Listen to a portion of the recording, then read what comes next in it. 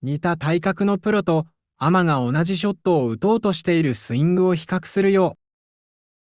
Okay, let's stop it here and let's start to kind of break down basically position 2. This little red arrow is going to represent the left shoulder movement. The right arrow is going to represent the right shoulder movement. So first off, for the initial movement, the overall movement is more so diagonal and there's very minimal arcing with this red arrow.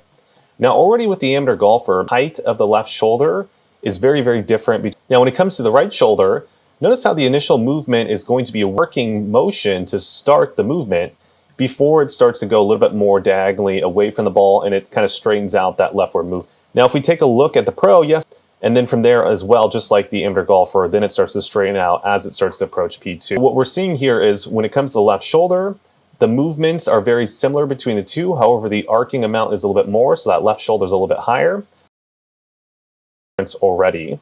So we're starting to see this shoulder right here really get close to the chin. And then with the pro golfer, we're going to see the chin is a little bit higher relative to the shoulder. So the shoulder is not really covering the chin as much. Now, when we take a look at the left shoulder movement, we can take a look at the overall amount or the length that is traveled. Net result of this movement, we can see that the axis of the shoulders is a little bit steeper at this particular point, which is definitely a common trend we see. And then the amateur shoulder axis right here is a lot flatter than the pro golfer, right? So as we start to get towards the top, so right around P3 to the top, look at this overall arcing motion, right? It's quite severe here. It almost makes like an American U at this point. And then now there's also a little bit of almost like a snake image, right? So we're seeing another arcing motion in the opposite direction. And this is just going to get the overall shoulder movement to be going really far upwards, vertical, and see how much it's covering the chin at this particular point in the golf swing, right? So the プロアマ比較、肩の動き、その2。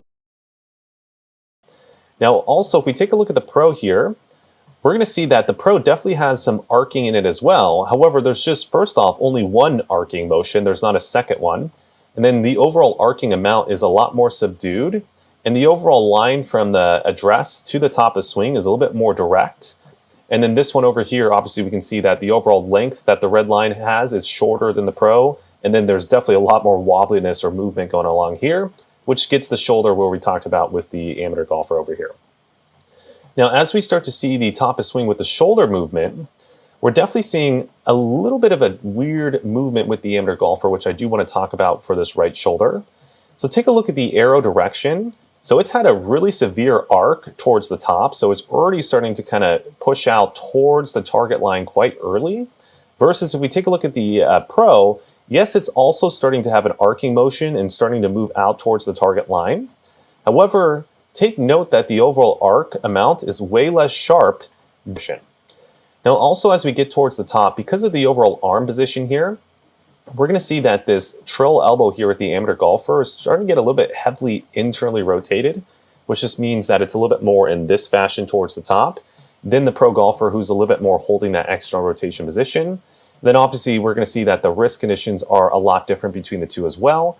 And some of that could be traced back to the shoulder movement, but also this could just be the grip difference or something like that. So that's not something to be worried about at this point, particularly in the golf swing.